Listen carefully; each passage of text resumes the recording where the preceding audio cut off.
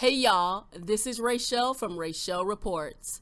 In this video, I'm bringing you an update to the disgusting story of Chennel, Jazzy Rowe, and her roommate, Brianna Brochu. So let's get to it. Actually, before we get to the update, let me refresh y'all memory on the events that unfolded in the last 9 months or so with this here story. Alright, so if y'all remember this story first broke in October of last year when Chennel Jazzy Rowe, most people call her Jazzy, so we gonna call her Jazzy. So Jazzy was a student at the University of Hartford in West Hartford, Connecticut. She went live on Facebook to talk about a horrible incident that occurred between her and her roommate.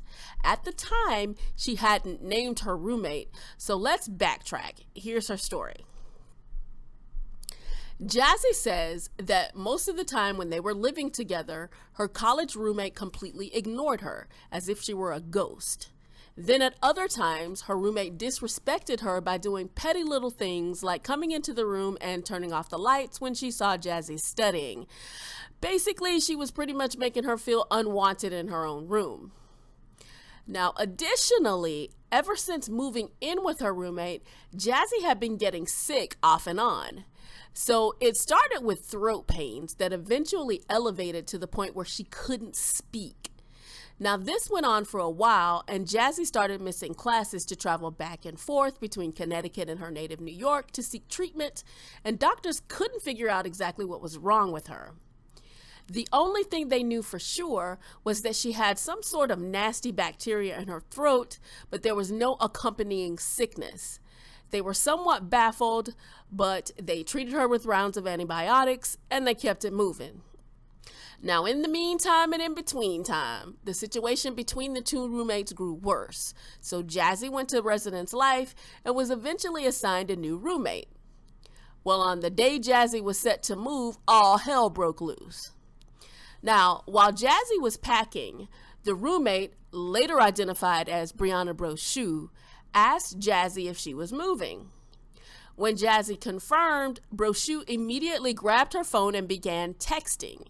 Well, Jazzy assumed Brianna was texting her friends to let them know that she had finally gotten her to move out.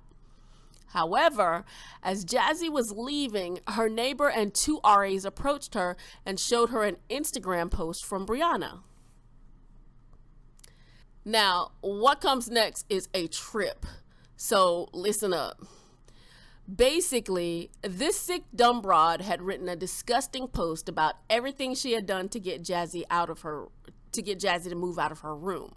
The post reads like so. Apparently, this girl posted on her Instagram that something like, I wasn't friends with her on Instagram, so other people on campus are seeing all this stuff that she's publicly posting, okay? So she posted what she's been doing ever since I moved in. And now I'm going to read you exactly, like, here's the paragraph. The only stuff I have is what was sent to me. I don't have everything she's been posting or, you know, all the videos that she posted to me, because she would post videos of me eating, saying, oh, if only she knew where her utensils been or whatever the case may be. But I'm going to read you what I was sent, what she posted 5 minutes before I left my room when I told her I was moving out. So here's a screenshot. It's a paragraph, and I'm going to read it to you. Finally did it. Your girl got rid of her roommate. After 1.5 months of spitting in her coconut oil, putting moldy clam dip in her lotions, rubbing used tampons on her backpack, putting her toothbrush places where the sun doesn't shine, and so much more, I can finally say goodbye to Jamaican Barbie. So this is the paragraph, right? She posts that on her Instagram. Then she starts posting pictures of what she's been doing to me, right? So she posts pictures of my Steve Madden backpack. I don't know if you can see the little spots, but it's tampon blood stains, right? Tampon blood stains, okay? So she has her period blood stains on my bag. I don't have the bag on me because public safety removed it because they said it was a health hazard and the fact that I've been sleeping next to this thing. I usually keep my bag open right on my bed, right? See this little wooden post thing in the corner of my bed? I usually keep it hooked and then have the flap open. So the flap opens on my sheets. And I always sleep towards the bag flap where the blood is, right? I've been sleeping there for months and the bag's been hanging there and I wasn't using it because I have multiple bags, you know what I'm saying? So I use different bags and that one's just been sitting there with blood on it. Me not knowing, right? Sleeping there, taking in all the nonsense. But that's just my backpack. Like if you really go in depth. Now here's another picture that she posted, okay? This is something that was in my fridge. Of my fridge that I shared with this girl that I didn't know she had this type of shit in it. I'm just thinking, I'm sharing the fridge with her, I bought the fridge, I bought the microwave, I'm sharing my stuff with her, and I don't have a problem with it, you know what I'm saying? I'm thinking it's just food. Sis posts a picture and says, like, this is moldy clam dip that I've been mixing in with her face lotions.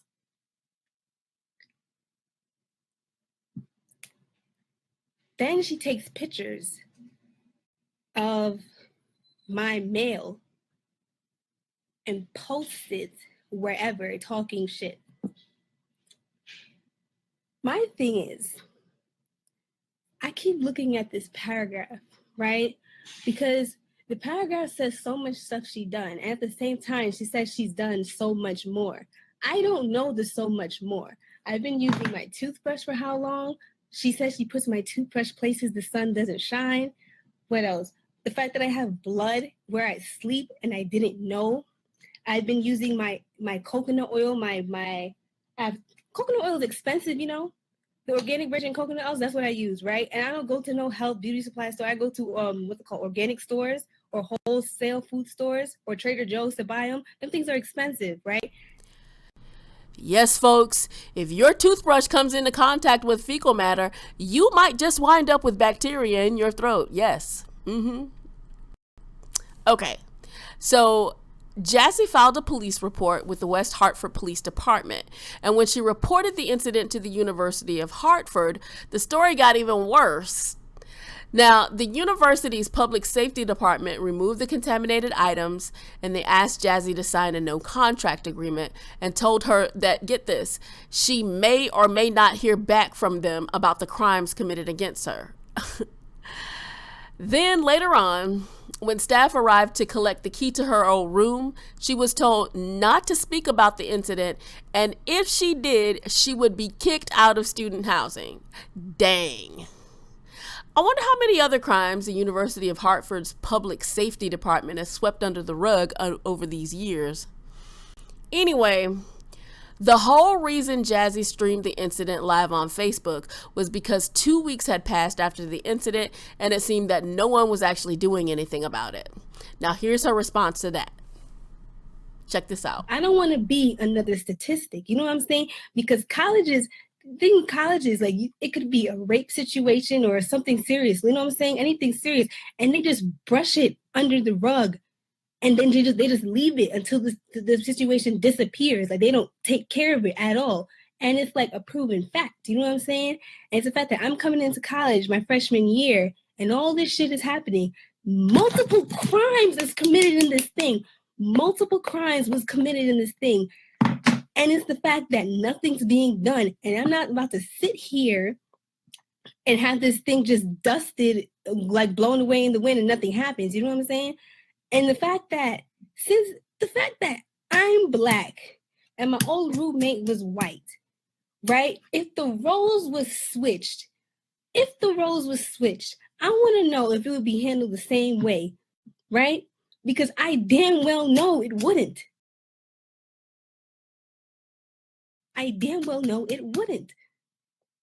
This don't make no type of sense. Everybody's saying the same thing. What's happening?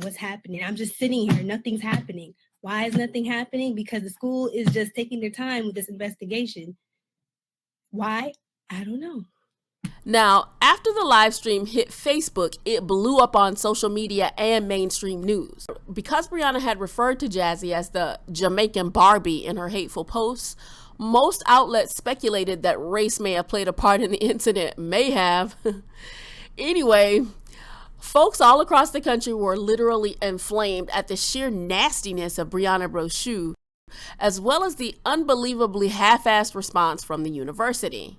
Now, the university clapped back, and all of a sudden, they stated that their public safety department was turning over their investigation to the West Hartford Police Department. And when they did, Brochu was arrested.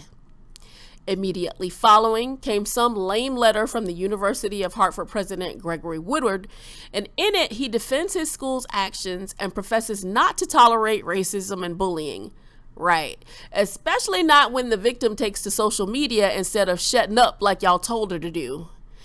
Anyway, as for Brianna's side of the story, well, she says she lashed out at Jazzy because early on, Jazzy had posted a Snapchat video of her snoring. She did admit to smearing her bodily fluids on Jazzy's backpack and licking her utensils, but she denied the toothbrush incident and the moldy clam dip, stating that she was just trying to get some laughs on her posts. But y'all know good and well this nasty heifer did that mess.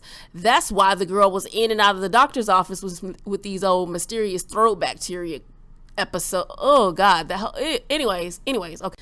The public record shows that in October of 2017, Brianna Ray Brochu was charged with third-degree criminal mischief and second-degree breach of peace.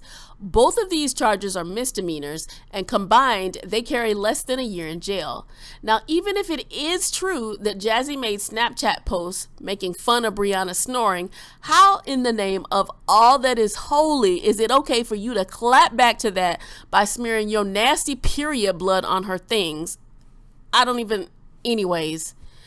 So here is the update on Miss Brochu.